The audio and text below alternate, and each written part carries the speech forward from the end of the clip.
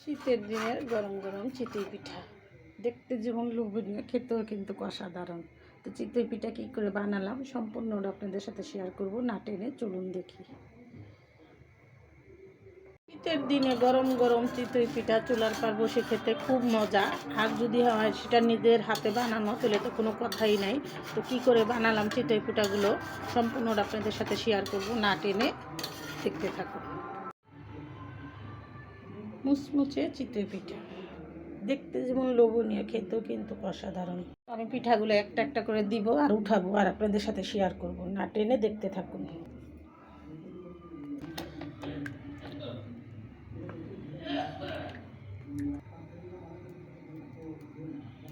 দিকে রাতে গুডগুডো অন্ধকার, সের মধ্যে আমি পিঠা বানাইতেছি আর আপনাদের সাথেও শেয়ার করতেছি। এখানে আমার কাছে কেউ নাই, আমি একা বসে বসে পিঠা বানাইতেছি। তো আমার চুলা হলো কারেন্টের চুলা, পাশের বাড়িতে এসে রান্না করতে হয়। আর এই যে এখন আমি পিঠা বানাইতেছি সেটাও আপনাদের সাথে শেয়ার করতেছি। পিঠাগুলোটা সবসময় এরকম নাড়াচাড়া দিয়ে রাখবেন, তাহলে পিঠাটা সুন্দরভাবে ফুলবে। সবসময় এরকম করে গুলাই নিতে হয়, নাড়াচাড়া দিয়ে রাখলে পিঠাটা সুন্দরভাবে ফুলে। আর পিঠার যখন গুলাবেন একটু রেস্টে রাখার চেষ্টা করবেন। রেস্টে রাখলে কিন্তু চালটা বেশি ভিজায় লইলেই হয়, তারপর রেস্টে রাখলেও হয়। আর আমি এটা রেস্টে রাখি নাই, আমি নগদেই বানাইতেছি আর আপনাদের সাথে শেয়ার করতেছি। এখানে কিন্তু আমার পিঠাটা মনে হয়ে গেছে, যে দেখেন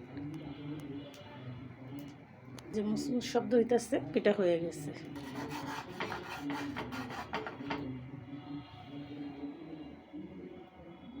পিঠা একদিক দিয়ে বানানো হয়, আরেকদিক দিয়ে নিয়ে গরম গরমই খাইতেছে। মুরগির মাংস রান্না করছিলাম, সেটা দিয়েই খাবে। তো আপনাদের সাথেও শেয়ার করলাম। আমি এটা ভিজাবো না, মুরগির মাংস ঝোল দিয়ে মাংস দিয়ে খেতে কিন্তু অসাধারণ স্বাদ। আমি এখানে আরেকটা পিঠা দিব।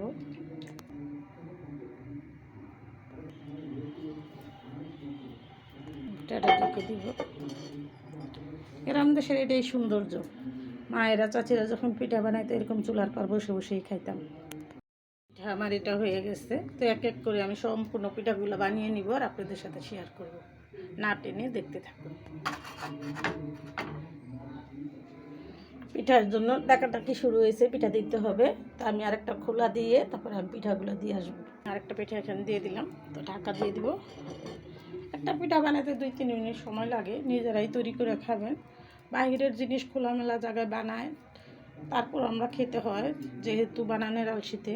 অনেকে বলে গ্যাসের চুলায় পিঠা বানানো হয় না, কিন্তু আমি সবসময় গ্যাসের চুলাই পিঠা বানাই আর আপনাদের সাথেও সম্পূর্ণটা শেয়ার করি। আমি সবসময় কী দিয়ে কী পিঠা বানাই, কী রান্না করি সম্পূর্ণটা আপনাদের সাথে শেয়ার করি। আমার ভিডিওগুলো আপনারা অনেক ভালোবাসেন, আমার স্টার সেন্টার ভাই বোনেরা অনেক ভালোবাসে আমাকে। তো আমি তাদের পাশে থেকে যেন এইভাবে ভালোবাসা পেয়ে কাজ করে সামনে এগিয়ে যেতে পারি, সেই প্রত্যাশাই আমার রইল। তা না টেনে দেখতে থাকি। একটা পিঠা হয়ে গেছে। আর আমি সাতপুত্তি পিঠা বানানোর জন্য খোলা কিনছি, সেটাতেও আরেকদিন বানাবো আর আপনাদের সাথে শেয়ার করবো। সাতপুত্তি পিঠা বলে, আমরা বলি খাজের পিঠা। তো এটা আমি আজকে শেয়ার করে নিতেছি, আরেকদিন ওটা দিয়ে পিঠা বানায় ইনশাল্লাহ আপনাদের সাথে শেয়ার করব। আমার এই পিঠাটা হয়ে গেছে, আমি এখন উঠিয়ে নেব। দেখেন পিঠা উঠানোর সময় মুসমুস করবে। এই পিঠাটা তরকারির ঝোল দিয়ে খেতে কিন্তু অসাধারণ স্বাদ। আমার পিঠা বানানো দেখে যে আর খেতে ইচ্ছে করতেছে, চলে আসবেন, আপনাদের সবার দাওয়াত। আমি পিঠা বানায় ইনশাল্লাহ আমি সবাইকে খাওয়াবো। আমার আশা আছে আমার স্টার সেন্টার ভাইয়েরা, আমার ফেসবুকে যত ভাই ব্রাদার আছে, বন্ধুরা আছে, সবাইরে আমি খাওয়ানোর চেষ্টা করবো একবেলা। আমি যদি আল্লাহ দেয় সাফল্য, আপনাদের ভালোবাসায় সাফল্য অর্জন করতে পারি, তাহলে আপনাদের সাথে মিলেমিশে একসাথে কাজ করব, সামনে এগিয়ে যাব। এখানে আমি আরেকটা পিঠা দিয়ে দিলাম। তো এইভাবেই পিঠা বানাতে হয়। মা চাচিরা যেইভাবে বানাইছে আমিও সেইভাবেই বানাই আর আপনাদের সাথেও শেয়ার করি। সকালবেলা ঠান্ডা চিতই পিঠা আর হলো মুরগির মাংসের ঝোল, খেতে কিন্তু অসাধারণ।